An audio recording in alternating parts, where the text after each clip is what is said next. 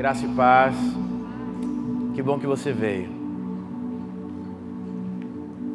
Hoje eu quero compartilhar a palavra do Senhor. E o título da mensagem é: O Justo Viverá pela Fé. Mas eu queria antes fazer só um comentário sobre algumas coisas que eu tenho escutado, tem me preocupado. Tenho escutado muito, assim, frequentemente, as pessoas falando que elas veem Deus em vários lugares. E elas falam assim: eu amo meu cachorro porque eu vejo Deus no meu cachorro. Eu amo as plantas porque eu vejo Deus nas plantas, nas árvores. Eu preciso que você, que talvez pense assim, e talvez seja influenciado por essa linha de pensamento, tome uma decisão do que você quer seguir. Se você quer seguir o Cristo do cristianismo, ou se você quer seguir um Deus criado pela sociedade que lidera uma religião chamada panteísmo. Eu não sei se alguém já assistiu aqui um filme chamado Avatar. Alguém já assistiu esse filme? Avatar? Longo, né? Eu lembro que eu assisti no IMAX esse filme, muito bom. Vai sair o 2 agora, mais 4 horas de filme aí, se prepara. Devia ter intervalo esses filmes pra gente ir ao banheiro, porque eles empurram aqueles combos de 1 litro de refrigerante, você come tudo nos primeiros 10 minutos e sua bexiga fica assim, e você não consegue mais ir, porque você pensa: não, essa parte do filme eu não preciso. Mas aí você não vai nunca. O panteísmo acredita que Deus é uma coisa só. E Deus não está nas coisas, Deus é. Deus é. Antes, Deus já era, depois Deus continuará. Então nunca diga que você vê Deus em coisas. Porque o único lugar que eu consigo ver Deus é em Jesus Cristo, porque Ele era Deus. Eu consigo ver as obras de Deus, mas você dizer que você vê Deus na sua criação é demais. É uma linha panteísta. E talvez você diga: poxa, pastor, mas isso é radical. Nós temos que ser radicais em algumas coisas, porque a influência do liberalismo está muito forte no planeta.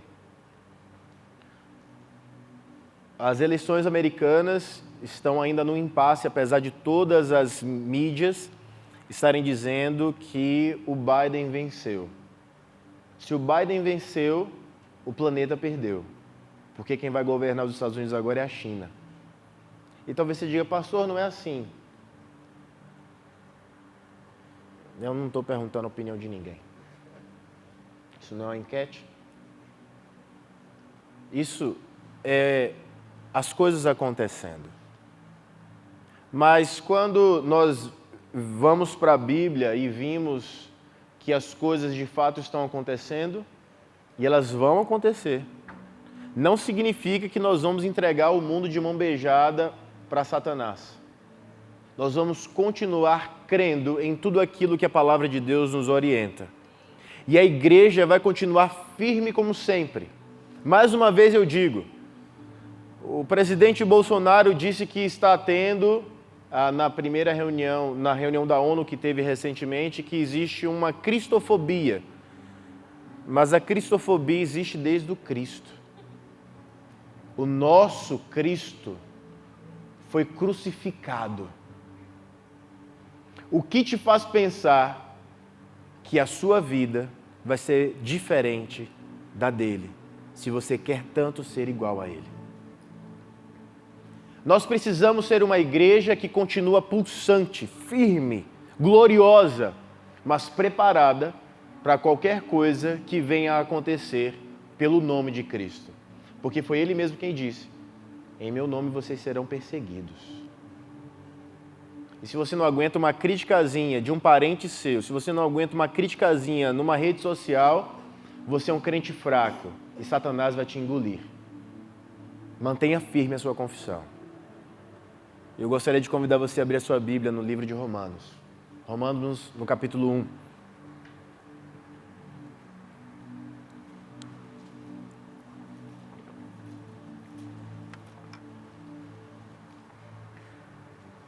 Semana passada foi encerramento de série e eu falei rapidamente sobre os 503 anos da Reforma Protestante.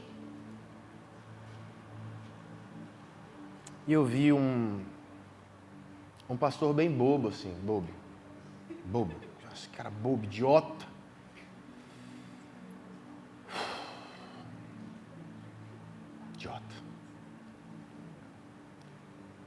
Ele falou que a Reforma Protestante não tem importância nenhuma pra gente. Eu fiquei me perguntando, pra gente quem? Pra gente quem, irmão? Porque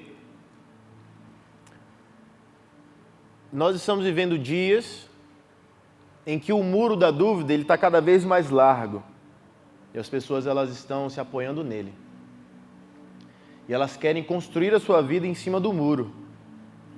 Eu escolhi um lado. O meu lado é o lado de Cristo. E eu não me importo com opiniões contrárias àquilo que o meu Senhor pensa. Porque quem me comprou foi Jesus. Ele é meu dono. Se você pensa que você é dono de si, você está vivendo um cristianismo equivocado. O liberalismo entrou na sua mente, o progressismo tomou conta da sua alma e todas as campanhas que o mundo faz para tomar você estão dando certo. Se posicione. Porque não é de agora, mas está mais acentuado, os dias são maus. E nós temos que estar cada vez mais alertas em relação àquilo que está acontecendo. Então sim, a Reforma Protestante foi muito importante para nós. E a base da Reforma Protestante, que começou em Lutero, é esse texto. Versículo 17 de Romanos diz assim: visto que a justiça de Deus se revela no Evangelho. Veja, a justiça de Deus se revela no Evangelho, de fé em fé, como está escrito, o justo viverá por fé. O justo viverá por fé. Quando nós vimos a referência desse texto, nós vamos para o Antigo Testamento. E existe uma linha, essa mesma linha que criticou a Reforma Protestante, é quem quase quer abolir o Antigo Testamento, porque eles pensam que o Antigo Testamento é lei, e a lei não serve para nada. E eles conseguem contrariar a própria Bíblia quando o apóstolo Paulo diz que a lei é boa. A lei não salva, mas a lei não é ruim. É como se a lei fosse pior do que o pecado. Tolos. Tolos. Porque a palavra do Senhor fala que a lei aponta para Cristo. Se não existisse a lei, não existiria Cristo. E foi um período necessário para que se apontasse a vinda da pessoa que salvou você dos seus pecados, Jesus Cristo. Em Abacuque 2, versículo 4 diz: eis que a sua alma está orgulhosa, não é reta nele, mas o justo viverá pela fé. Ou, mas o justo pela sua fé viverá. Em Gálatas, novamente, o apóstolo Paulo fala: e é evidente que pela lei ninguém será justificado diante de Deus, porque o justo viverá pela fé. E em Hebreus é um livro que nós não conhecemos o autor. Nós não sabemos quem escreveu Hebreus, não fica nítido isso. Mas ele repete aquilo que o Antigo Testamento já fala e que o apóstolo Paulo também fala. Mas o justo viverá pela fé. E se ele recuar, a minha mão não tem prazer, a minha alma não tem prazer nele. Eu tenho certeza que Lutero já tinha visto esse texto algumas vezes em sua vida. Ele já tinha lido sobre isso. E talvez você fique às vezes tão alheio àquilo que acontece e os detalhes tão fundamentais da nossa história, que você diga, poxa, mas por que existiu a reforma? A reforma não era um projeto separatista de Lutero. Ele não queria se separar da Igreja Católica. Ele queria reformar a Igreja Católica. Por isso que se chama reforma. Naquele tempo existia um papa chamado Papa Leão X. E foi ele que, através de um padre chamado John Tetzel, o Tetzel, ele tinha uma frase que ele falava assim: tão logo uma moeda cai na caixa, a alma sai do purgatório. O purgatório foi uma invenção deste tempo, ela não está na Bíblia. O purgatório não está na Bíblia, não é algo que a Bíblia relata. É uma invenção de tortura e de retirada indevida de dinheiro das pessoas. Porque se dizia que as pessoas só iriam para o céu se elas pagassem por isso. É por isso que esse texto saltou aos olhos de Lutero quando diz que o justo viveria pela fé e não pelo dinheiro, e não pelo que ele tinha. Porque se fosse assim, quem não tem dinheiro não iria para o céu. Isso constaria como uma injustiça da parte de Deus, mas Deus, ele é justo. É por isso que ele derramou através de Jesus Cristo a graça. E a graça, por mais que você não tenha pensado sobre isso ainda, mas a graça é de graça. De graça para nós e custou a vida do nosso Senhor. As indulgências começaram nessa época. É possível que você tenha estudado sobre indulgência na escola, nas aulas de história que você tanto odiava. Mas é importante, tá, a história. E mais uma vez, repito, quem não gosta de história não deve comemorar aniversário. Porque o seu aniversário é só a comemoração de mais um ano da sua própria história. Então, não seja hipócrita, ame a história. Principalmente a história do cristianismo. Porque a história do cristianismo é a sua história, é a minha história, e nós devemos conhecê-la. A indulgência era a igreja dizendo que o quanto mais você desse, mais perdão você teria para a sua alma. E quando Lutero começou a ouvir sobre isso, ele ficou indignado demais, porque a Bíblia não falava sobre isso. E Lutero, ele era um monge agostiniano. Ele vinha da linha de Agostinho. E ele era professor de teologia também. E depois da sua saída do catolicismo, ele se casou com uma ex-freira, a Catarina Vumbora. É um nome engraçado para a gente que fala português, porque provavelmente depois do culto ele falava: Catarina, vambora. Eles tiveram 6 filhos, vários vamborinhas, e eles gostaram do negócio, né? Tiveram 6 filhos, né? Lutero, ele nunca quis essa separação, criar um novo movimento ou um novo segmento. Ele queria, na verdade, que a igreja voltasse para as Escrituras e as Escrituras somente.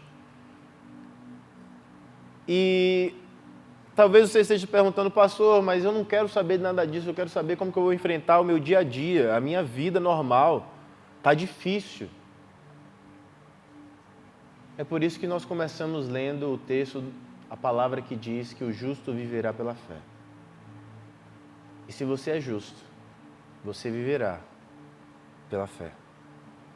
E talvez isso esteja longe demais da sua realidade e da forma como você consiga ou queira viver.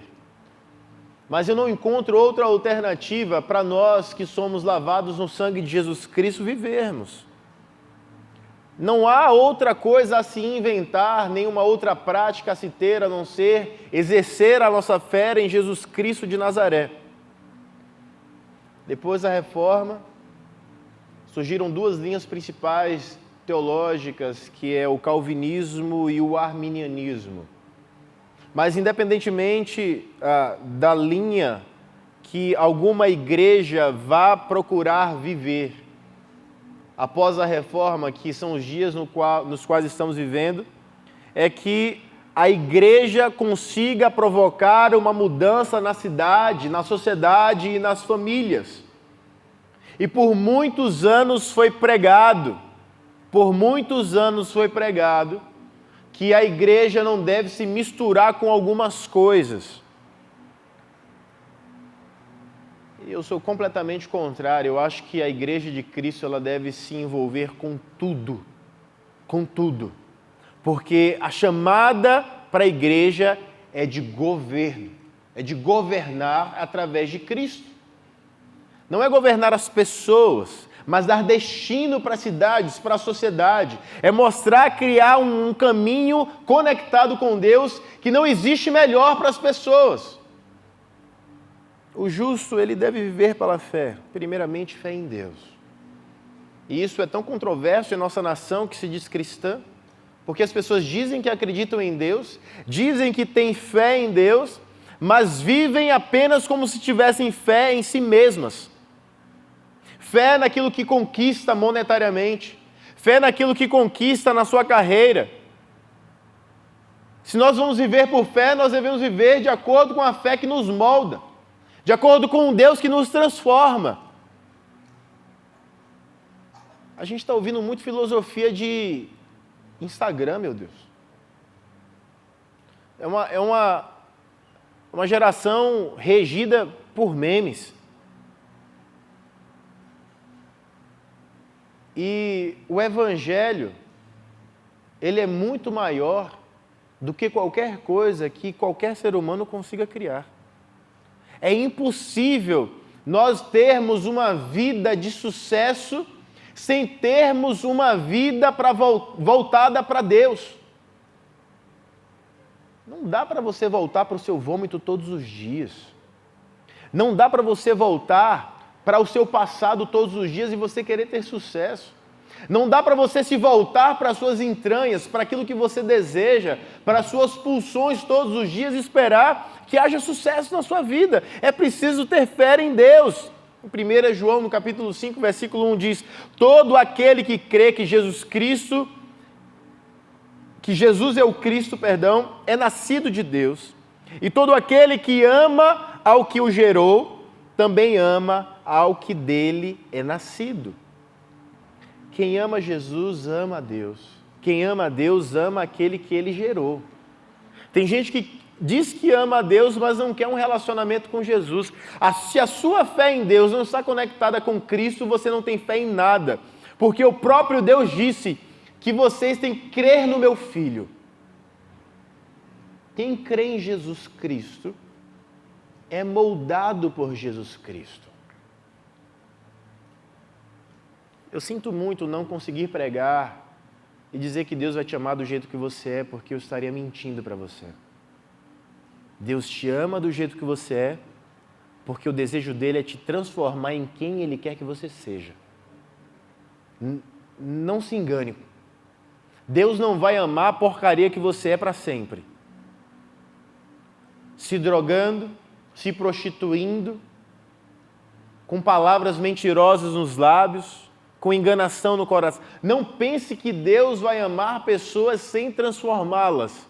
O plano de Deus não é aturar pessoas do jeito que elas são, mas transformá-las na semelhança do que o seu filho é.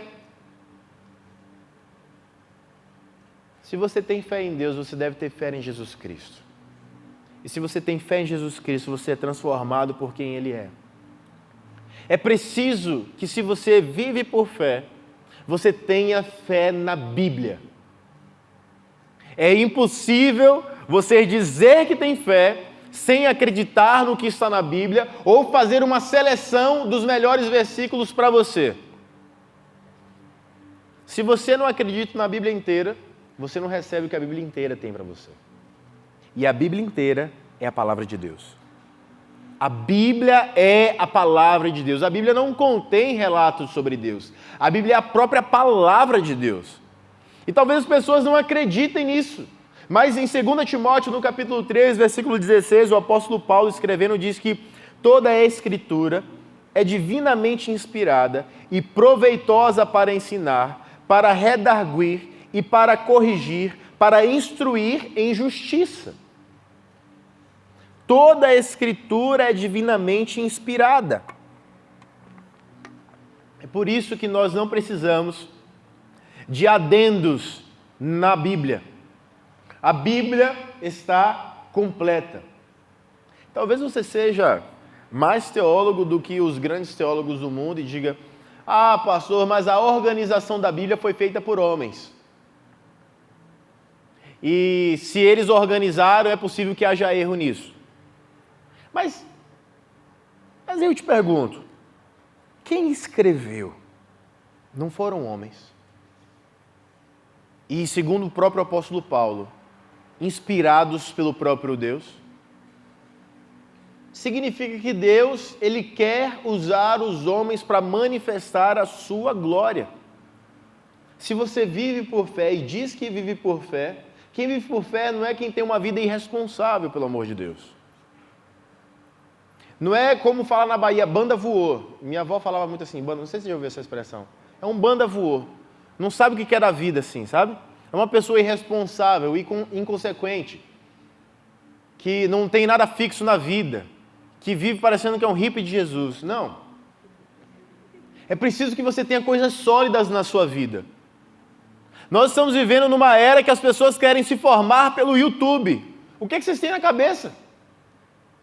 Abandonando as faculdades. Sabe quanto tempo demorou para se instituir uma faculdade, para alguém ir para a faculdade, para uma mulher ir para a faculdade? Graças à reforma protestante. Porque foi através da reforma que começou-se a ter escolas, faculdades e ensino de todo nível, de uma forma abrangente para a sociedade.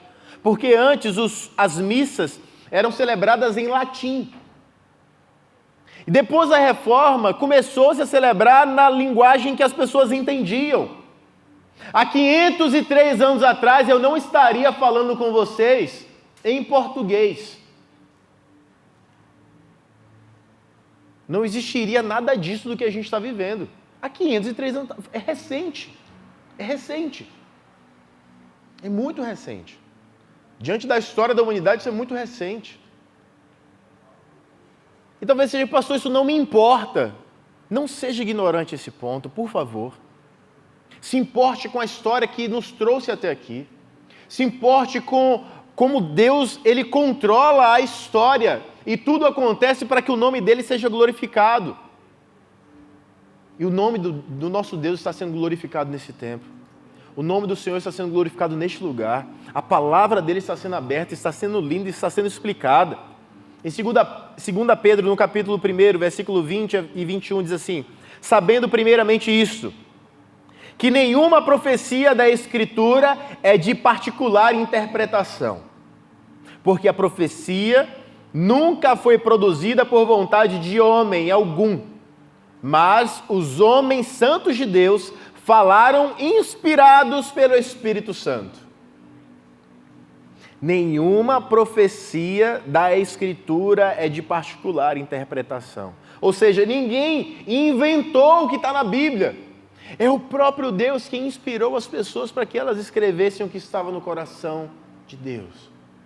Eu já falei que, acho que uns 2, 3 cultos atrás, não lembro, que quando o apóstolo Paulo tem aquela visão no caminho para Damasco e ele cai no chão, e aquela luz o cega por 3 dias. Depois daquele momento em que ele é batizado, o apóstolo Paulo ele desaparece por 14 anos, dizem os historiadores. 14 anos. 14 anos ele vai para o lado da Arábia. E ele some. E provavelmente nesses 14 anos Deus se revelou constantemente a Paulo. E foi a partir daí que Paulo foi condensando aquilo que ele escreve em suas cartas e na qual a nossa teologia é baseada, porque Deus revelou aquele homem. E acabou, o cânon está encerrado. A Bíblia está aqui, é o que nós precisamos para vivermos a nossa vida, está neste livro. Mas tem pessoas que acham que nós precisamos de um adendo. Tem pessoas que passam mais horas vendo cursos no YouTube do que lendo a palavra de Deus. E ouçam mensagens coerentes com o Evangelho, pelo amor de Deus. Há tanto pastor falando o que você quer ouvir. E tantas pessoas seguindo pastores que falam aquilo que as suas almas querem ouvir. E não aquilo que vão ser de fundamento para que a sua caminhada cristã seja em direção a Cristo Jesus até o fim. E não por um momento na sua vida. O que nós estamos vivendo aqui hoje não é só para esse sábado. Não é para daqui a um mês acabar. O que nós estamos vivendo é colocando em nós fundamentos que não serão removidos jamais de nossas vidas. Porque a nossa caminhada é até o fim de nossas vidas com Cristo. Se nós vamos ter fé em Deus, nós vamos ter fé em Deus até o fim de nossas vidas. Eu sei que todos nós passamos por situações difíceis na vida. Todos nós passamos por momentos de crise. Mas as crises não podem nos distanciar de Deus. Deve ser o oposto, as crises devem nos colocar mais perto de Deus. Porque as crises são oportunidades para que a glória de Deus se manifeste em nós. A cura da alma é algo para glorificar o nome de Deus. Porque depois que criaram tantos medicamentos, nós vivemos nessa era de medicamentos. As pessoas não conseguem dormir, tomam um remédio. Não conseguem se concentrar, tomam um remédio. Tem ansiedade, tomam um remédio. Mas se é Deus quem nos cura, e Deus cura tudo, até coração partido, viu? Não precisa ouvir sertanejo nem encher a cara. Deus pode curar teu coração arrebentado. Eu creio nisso. Deus pode. Deus é a cura que nós precisamos. Se você diz que vive por fé, é preciso também ter fé na igreja. E muitas pessoas, infelizmente, foram machucadas na convivência da igreja. Infelizmente. Porque a igreja é algo bem interessante. Nós somos a igreja, nós somos o corpo de Cristo. E a igreja é feita de pessoas. E acredite, as pessoas não são perfeitas. Os títulos não aperfeiçoam pessoas. Eu sou um pastor, mas eu não sou aperfeiçoado pelo meu título. Eu sou aperfeiçoado pelo meu Senhor. E quanto mais perto eu chego dele, mais aperfeiçoado eu me torno, mais semelhante a ele eu me torno. E as pessoas, elas colocam isso. E, ok, é bíblico. Os pastores, eles têm mais responsabilidade. Mas eu tenho convicção que eu não sou perfeito. Mas a mesma convicção que eu tenho é que eu quero ser aperfeiçoado. Eu não uso não sou perfeito como desculpa.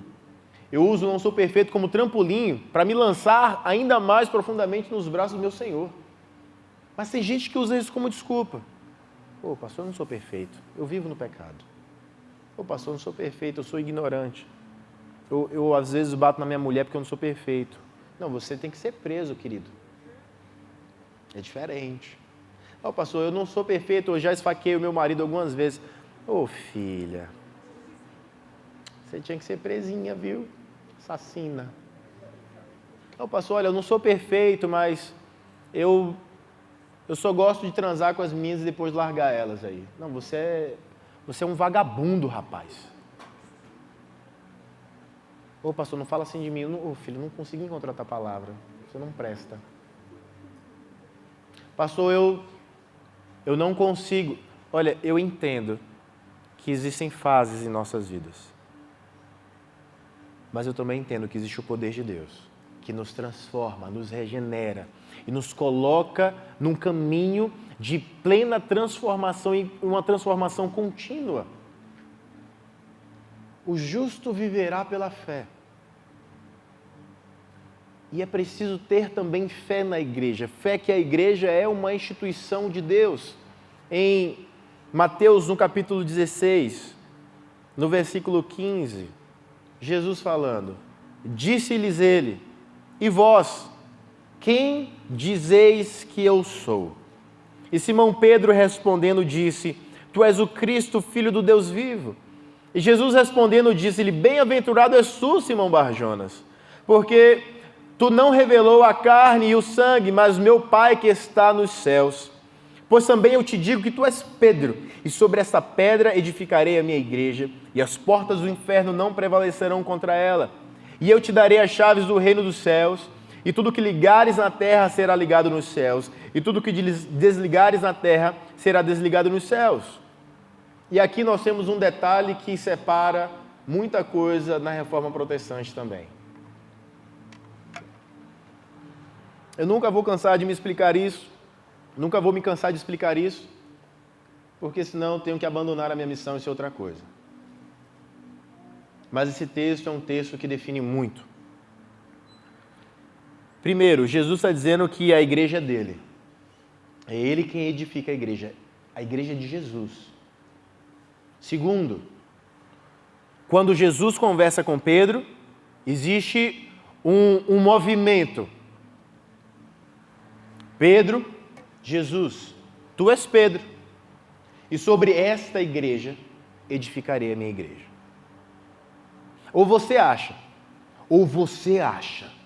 que Jesus ia se humilhar, se tornando homem, se despojando da sua glória, se tornando essa carne emputrefada, fétida, nojenta, e depois morrer pelas mãos de homens, para deixar a glória da edificação da igreja nas mãos e na vida de um homem? Vocês estão de sacanagem com a minha cara. A pedra fundamental da igreja de Jesus Cristo é Jesus Cristo. Porque muitos dizem que Pedro é pedra, mas Pedro é pedrinha comparado a quem Jesus Cristo é, porque Jesus Cristo é rocha. Jesus Cristo é a rocha fundamental do cristianismo. E jamais ele deve ser trocado por Pedro. E é por isso que a Igreja Católica acredita que o apóstolo Pedro, ele foi o primeiro papa. Mas em nenhum lugar da Bíblia você vê isso. Isso foi construído através da tradição e não da Bíblia. É por isso que é preciso ter fé na igreja que Jesus Cristo instituiu. E a pedra fundamental é Ele mesmo.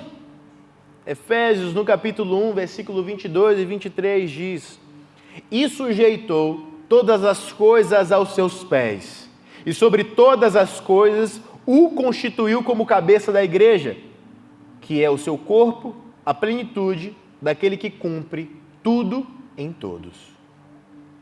Deus constituiu Jesus como cabeça da igreja. E se é tão difícil para você suportar que Jesus Cristo é a pedra fundamental da igreja, você não está buscando um relacionamento com Jesus, você está buscando suportar uma história e um discurso de uma religião. Jesus Cristo não veio ser para nós uma religião, Jesus Cristo veio ser para nós um Salvador. E o que todos vocês precisam, e o que eu preciso, é de um Salvador e não de uma religião, porque religião nenhuma salva o homem, quem salva o homem é Jesus Cristo. E o justo viverá pela fé em Deus, e não pela fé numa religião. Por favor, acordem e percebam que o relacionamento com Jesus é a única coisa que resta para um homem viver em sua vida. Não busque tantos relacionamentos fora, de negócios, amorosos, ou seja lá do que for, que sejam mais fortes e mais estreitos e conectados do que com Jesus Cristo. Nós não temos outra alternativa. Ou nos conectamos profundamente com Jesus, ou seremos crentes mornos. E a palavra dele disse que os mornos ele vomitaria para fora. Eu não quero ser vomitado.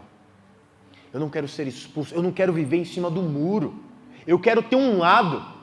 E eu quero ser um homem sempre posicionado, principalmente na palavra de Deus. E tudo que está na palavra de Deus para mim é uma verdade incontestável. Porque eu vivo pela fé. Eu acredito que esse livro, impresso, essas páginas, elas são a palavra do meu Deus. A palavra de Deus está aqui. E talvez você olhe para a Bíblia e fale, é muito grande esse livro. É muito pequeno esse livro para quem Deus é. É muito pequena. São páginas que você consegue lê-las em um ano. Em um ano você consegue ler a Bíblia. E eu fico vendo pregadores que nunca leram a Bíblia inteira. Isso me deixa constrangido e entristecido. Porque como você sai para pregar a palavra de Deus sem nunca ter lido toda a Bíblia? É um absurdo. Me preocupa essa nova geração que surge, que é desvencilhada dos estudos, que não procura exaustivamente conhecer a palavra de Deus. Nós vivemos o que vivemos hoje porque nós estamos vendo as coisas sob os ombros de pessoas do passado. Nós estamos sobre os ombros de Paulo, de Pedro, dos reformadores, dos pais da igreja, dos pastores desta igreja, dessa casa. E de repente surge alguém que mal sabe ler. Sim, porque as escrituras precisam de uma interpretação. Ela é tanto acessível para aquele que nunca leu, como é profunda para quem quer descer até o mais profundo conhecimento em Deus. E extrair tudo o que for possível. E ainda assim a Bíblia é inesgotável. Inesgotável. Inesgotável. É preciso amar a Cristo e a sua palavra como se fosse a única coisa que nos resta, porque de fato é. Nós não temos nada. Para pensar, o que é que você tem? A única coisa, para mim, que tem valor verdadeiro, são as coisas que eu passarei conectado à eternidade. E eu tenho convicção que na eternidade eu terei isso. A palavra do meu Senhor estará lá. O meu Senhor estará lá.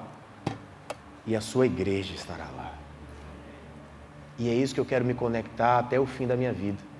E lutar para que a igreja de Cristo seja edificada com bons fundamentos, com os melhores fundamentos.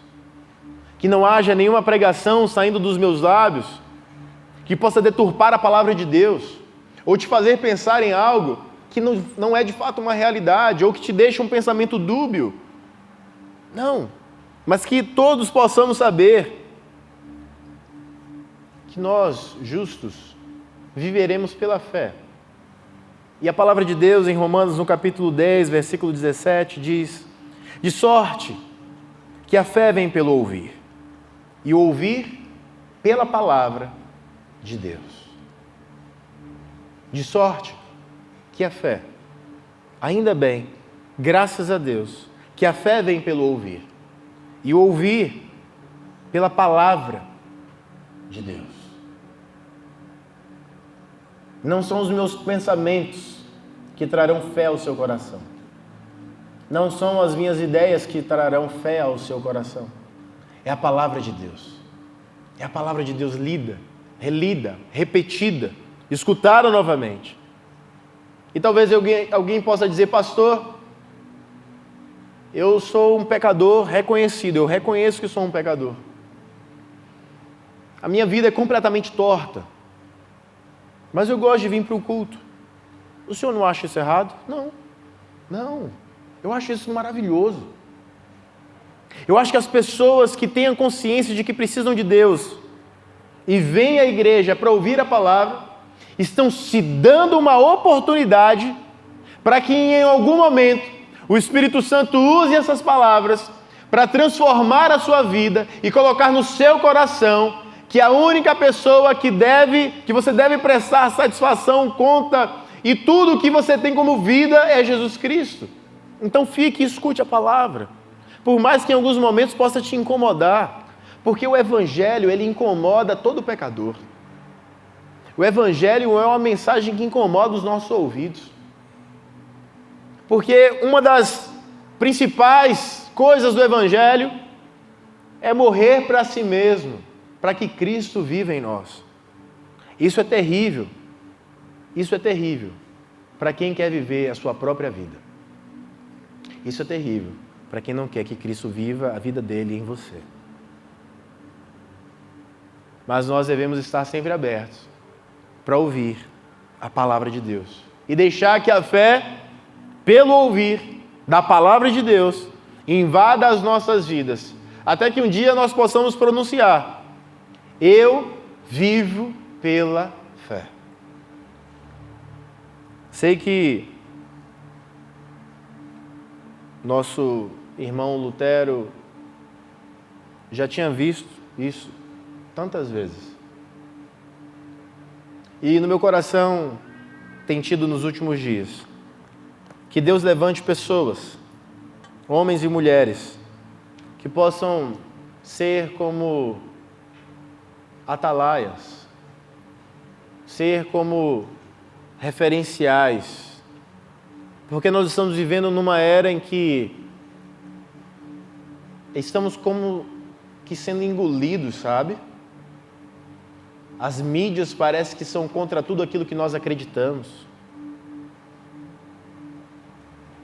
E eu me lembro dos nossos irmãos no tempo de Roma.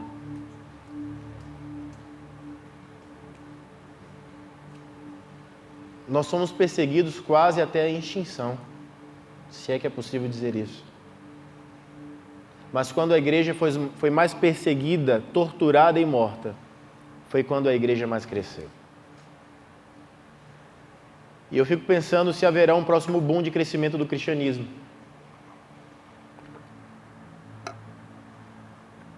Porque me preocupa o evangelho que é sido pregado, é muito vazio. São muitas músicas, muitas músicas. É um tempo de louvor extenso. Muitas músicas baseadas apenas na experiência do autor da música, sem nada de Bíblia, sem nenhuma conexão com a verdade. Aí eu prefiro Raça Negra. É muito mais sincero, né? Eu me pergunto, será que nós vamos ser a última geração de cristãos? Ou será que existirão jovens que amarão tanto a Bíblia, que se apegarão tanto à Bíblia, que não terão medo de ser cancelados na internet? Porque isso é como se fosse ser chicoteado nos tempos antigos. Foi cancelado, ai meu Deus, foi cancelado, vai parar de respirar. Vai nada, meu irmão. Eu estava vendo uma série, não indico, não vou nem falar o nome, em que aparece um cristão em um território de pessoas que adoravam outros deuses. E prenderam esse homem e levaram ele para ser julgado, porque ele estava no meio da praça pregando, dizendo que o Deus daquele povo era um Deus falso. Eu falei, que homem doido, meu Deus. E era um monte de gente troglodita que pegou ele e falou assim, ó, pode bater nele, até ele negar o Deus dele. E ele não negou. E aí falaram assim, e agora, o que a gente faz com ele? Ah, mataram o menino.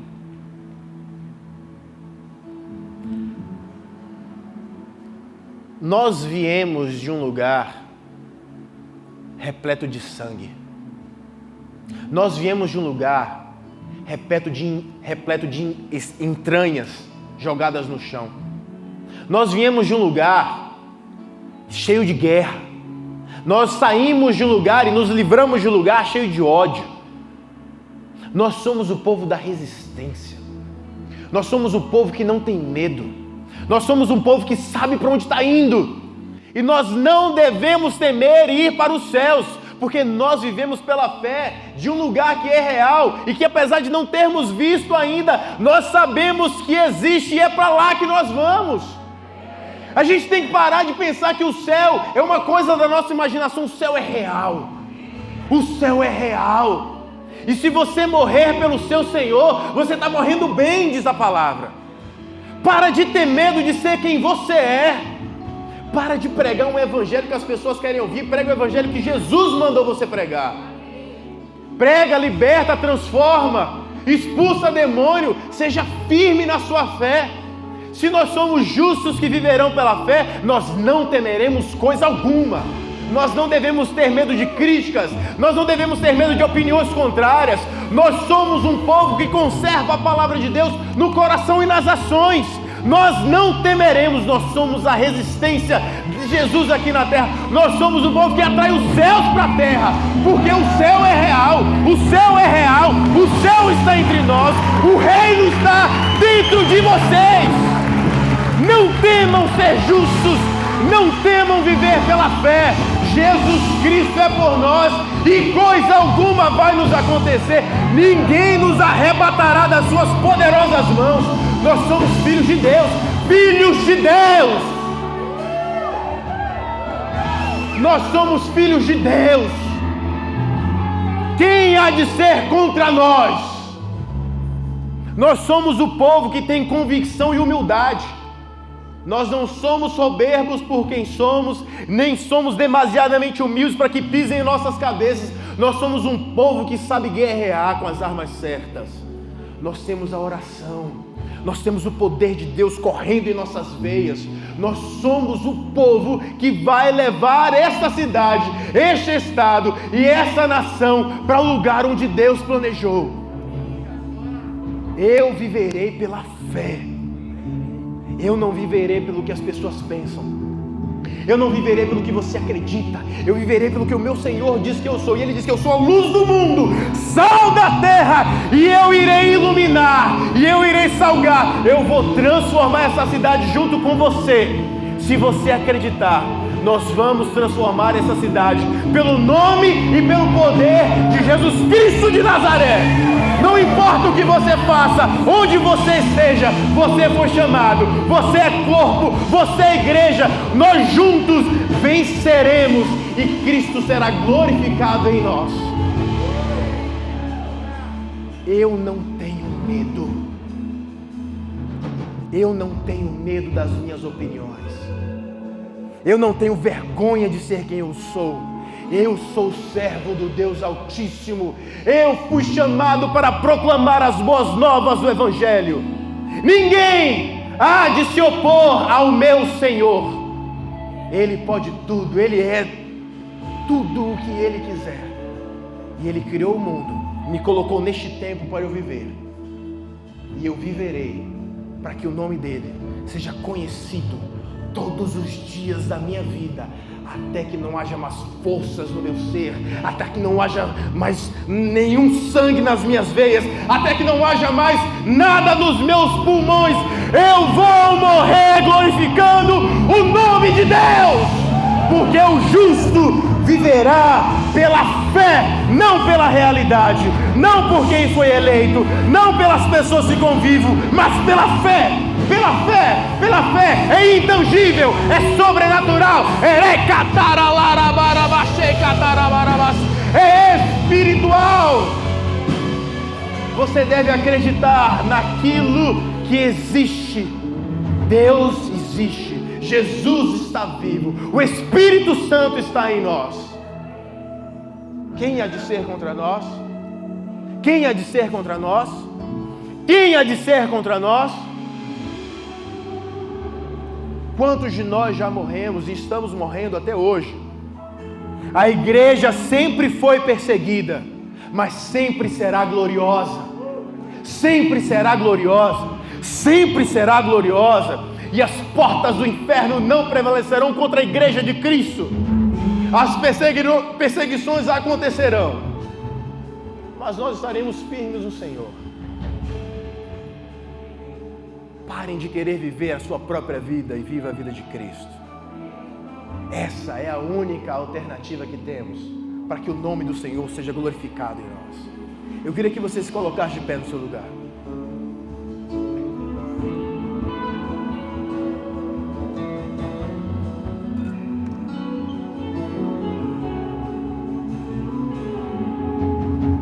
Nós somos o suficiente para começar algo grandioso na nossa igreja, na nossa cidade, no nosso estado, na nossa nação.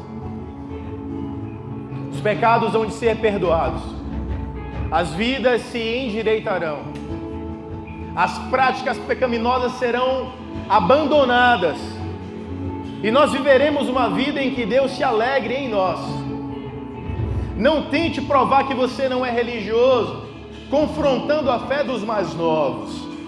Respeite a fé dos mais novos, mas inspire a fé de todos, dos mais novos, dos que estão no meio, dos que estão lá na frente. É por isso que a Bíblia diz que acredita em nós. Jovens, eu vos escrevo porque sois fortes. São fortes na fé. É uma fé forte. É uma fé inabalável. É uma fé apesar de.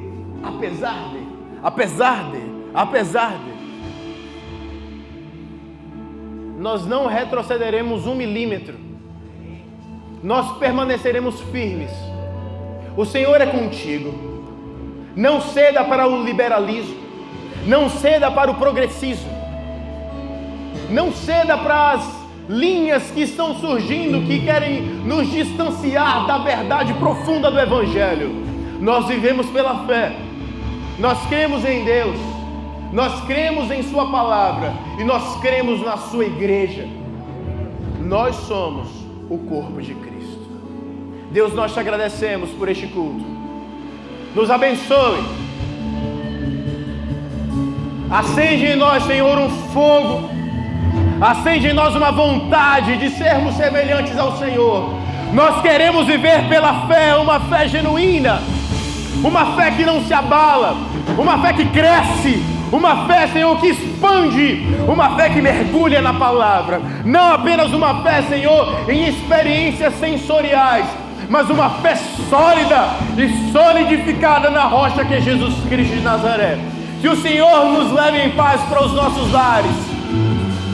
Que o Senhor nos encha com o teu fogo. Que a nossa fé seja inegociável.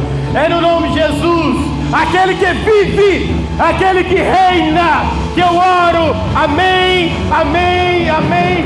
Graças a Deus. Que Deus te abençoe.